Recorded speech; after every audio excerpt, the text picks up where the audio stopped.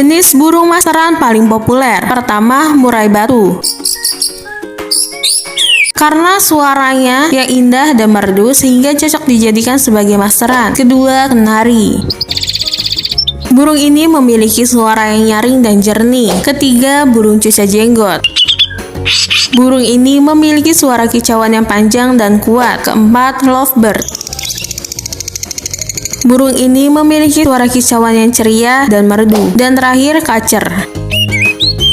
Burung kacer memiliki kicauan yang panjang dan bervariasi. Itu dia jenis burung yang bisa dijadikan masteran. Burung apa lagi nih yang cocok untuk masteran? Komen di bawah ya. Jangan lupa follow akun ini untuk mengetahui informasi menarik lainnya.